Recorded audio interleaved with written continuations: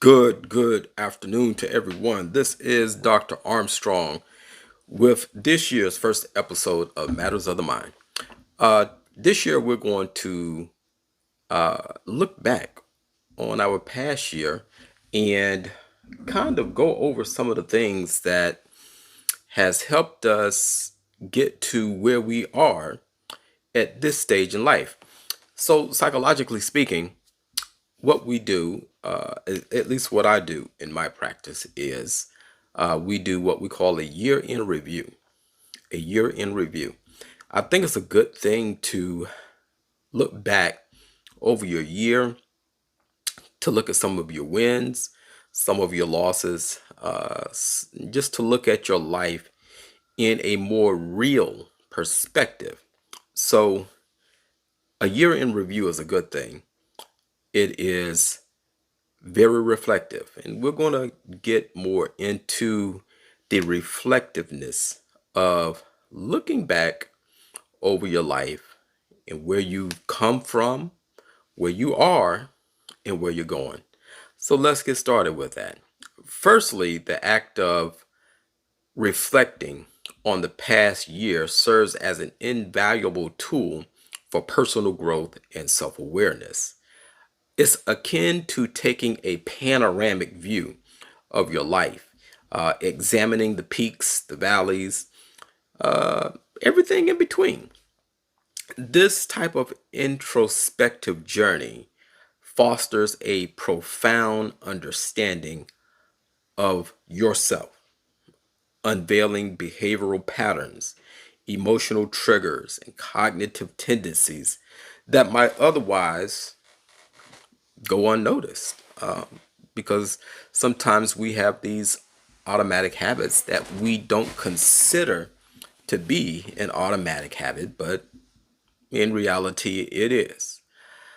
Consider this reflective process as a mental inventory. A mental inventory. You're sifting through a year's worth of experience, accomplishments, setbacks, emotions. Is not merely listing events, but understanding the emotional nuances tied to them.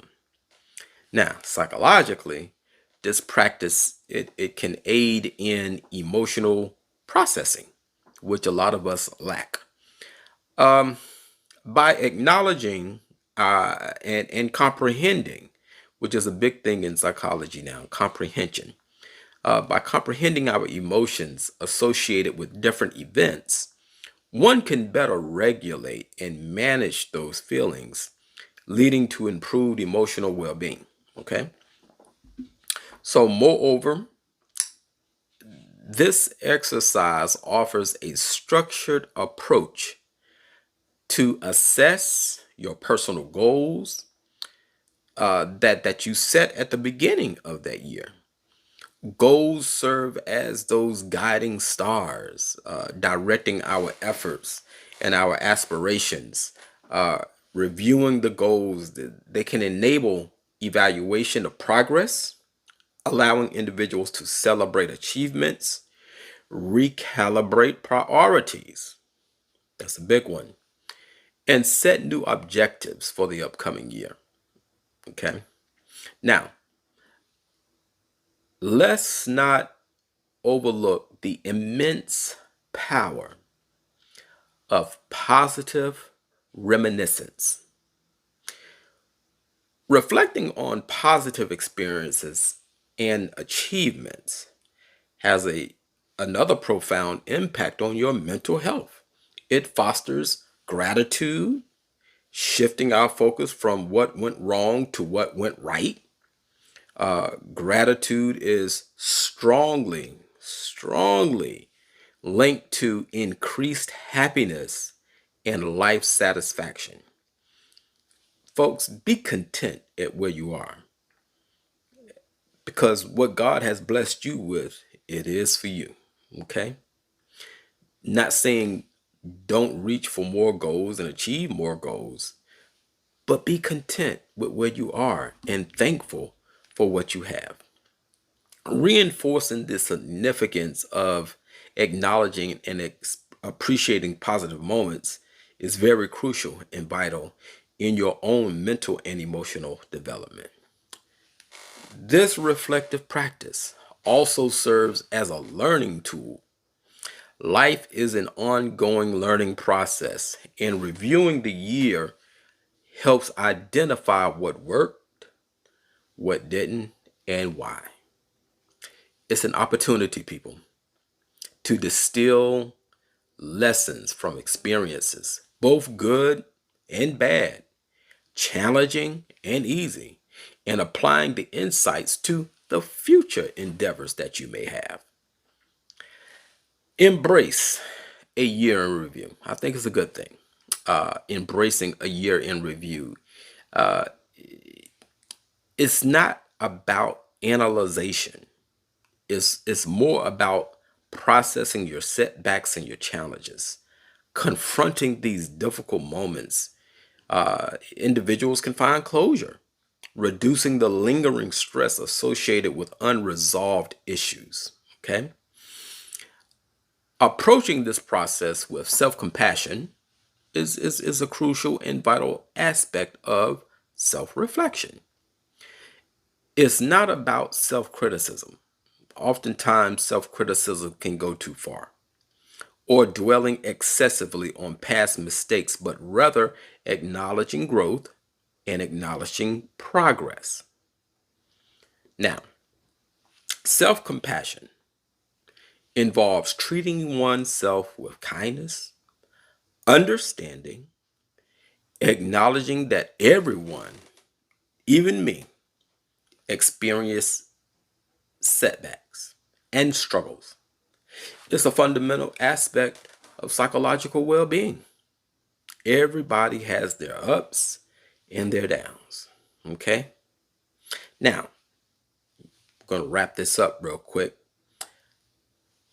Let's discuss some practical aspects of conducting a year in review. All right? And everyone should do this, it's good for you. Year in review. Start by creating a conducive environment, a quiet space where you can reflect without interruptions. Okay? Use prompts or questions to guide your reflection. For instance, uh,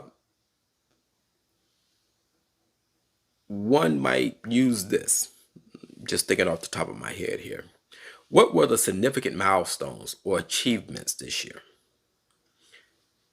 That's one question you can write down. What were the most challenging moments? And what did I learn from them? That's another question you can write down. Did I make progress towards my goals? What adjustments might I need to make? All of these are self reflective questions that you can ask yourself. Okay. What brought me joy and fulfillment? Or what brought me contentment? That's one you can ask yourself. What habits or behaviors would I like to improve upon? Reading a book more instead of scrolling on social media. Allow yourself some ample time, people. Okay. Allow yourself ample time to go through the process. It's not a race, it's a deliberate and meaningful exploration of your experiences. Now, writing your reflections down can be particularly helpful. Documenting your thoughts, it provides you with a tangible record of your journey. So journaling is a great idea. I think the iPhones now have the journal app in them, and there are other journal apps for other devices. I don't use an iPhone. I just saw it. I like tech stuff. But write stuff down, people. Write it down. Now, lastly, if this reflective process stirs any kind of intense emotion or you find yourself grappling with complex feelings, you need to seek the guidance of a therapist, okay?